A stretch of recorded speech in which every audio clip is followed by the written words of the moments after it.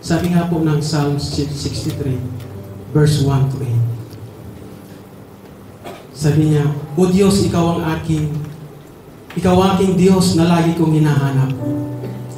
Ang uhaw kong kaluluwa'y tanging ikaw ya o hangad. Para akong tuyong lupa na tubig ang siyang lunas. Bayaan mo sa santuaryo sa lugar ng dagong banal. Ikaw roo'y mamasdan ko sa likas mong karangalan. Ang wagas na pag-ibig mo'y mahigit pa kaysa buhay. Kaya ako'y magpupuri, ikaw ang pag-uukulan. Habang ako'y nabubuhay, ako'y magpapasalamat.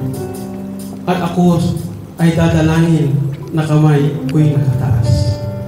Itong aking kaluluwa'y kakaing may kasiyahan, magagalak na umawi ng papuring ialay. Laman ng gulita ko samantalang naiimlay, magdamag na palaging iniisip ko ay ikaw, pagkat ikaw ang tuwina, ang katulong na malapit. Sa lilim ng iyong pagpaggalak akong umaawit. Itong aking kaluluwa'y sa iyo lang nanghahawak, pagkat ako kung hawak mo, kaligtas ay nagtitiyak. Tunay nga po, naghalo po ang lungkot in the sense na wala po ang ating kapatid, ang kanyang presensya sa ating kalagitnaan. Pero sa likod nun, nagagalak tayo sapagkat nakakatiyak po tayo na kasama na niya ang Panginoon. Kaya nga po, iniwan ng alaala ng ating kapatid ng isang ehemplo, maging sa buhay ko, maging sa buhay po natin lahat. Na ito yung declaration po ng sumulat po ng Psalms. Natulad po ng kanyang inawit 4 years ago, Sister Dan, ay talagang yung puso ko po, tinuruan niya na dapat nating ibigay sa Panginoon yung buhay po natin, na ipaglingkod natin sa Kanya habang tayo nabulugan. Purihin po ang Panginoon. Tayo po'y mananalangin. Hallelujah.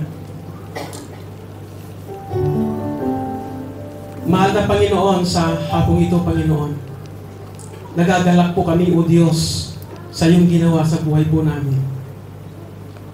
Bago sinabi nga po namin, Panginoon, na naghalo po yung lungkot at galak sapagkat sa mga pangyayari, Panginoon.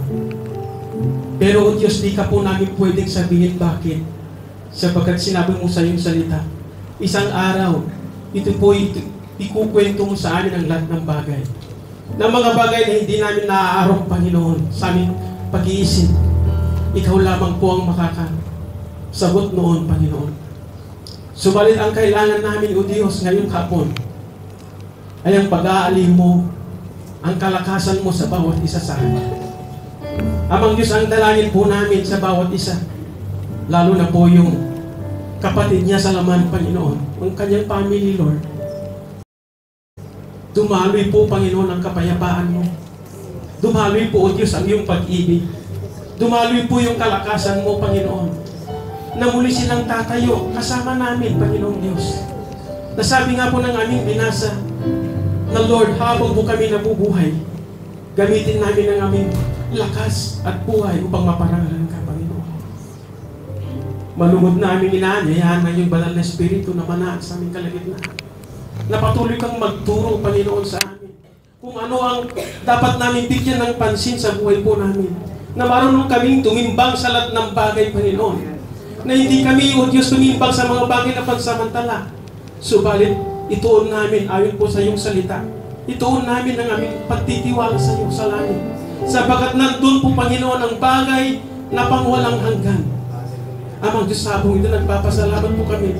Dahil binigyan mo kami ng isang kapatid, na isang Sister Dang, Panginoong Diyos, na nag-iwan sa amin ng alaala, na kailanman sa aming puso hindi namin makakalimutan.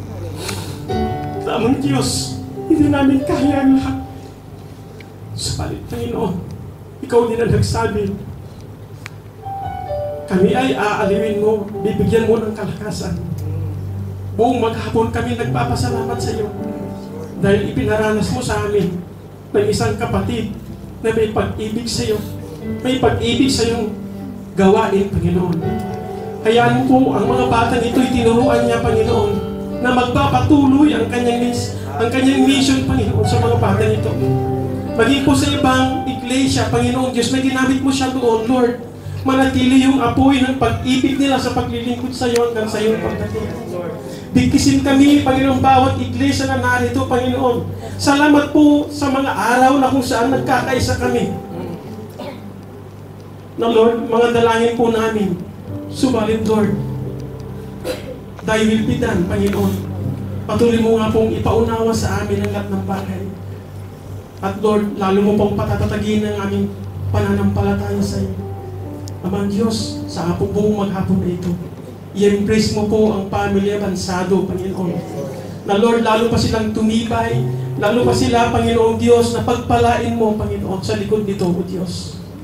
At Lord, bilang sa amin, bilang mga magkakapatid kay Kristo, isang alaala nawa, Panginoon, na magbibigay sa amin ng ibayong kalakasan muli upang makapagpapatuloy po kami sa paglilingkod sa iyo. Sa iyo namin ibinibigay, Panginoon, ang lahat po, Panginoon, ng kapurihan, kadakilaan, pagsamba, Panginoon, sa lahat ng iyong ginawa sa buhay po namin. Baling po sa family abansado, Panginoon. Lord, lukuban mo po ang lugar na ito hanggang matapos po namin ang gawain na ito. Nauuwi kami na taglay ang kalakasan mo, Panginoon. Taglay ang kagalakan mo, sapagkat kami nakakatiyak na ang aming kapatid, O Diyos, ay kasama mo na. At iyon ang inaaliw sa panahon na ito, Panginoon. Lord, sa iyo namin ibinibigay ang pinakamataas na papuri. Pagpalain mo po ang bawat isa mula bata hanggang sa pinakamatanda, Panginoon. Na Lord, aabanti po kami na may pag-asa sa iyo. Ayon po sa iyong salita. We give you all the glory and the highest praise, O God.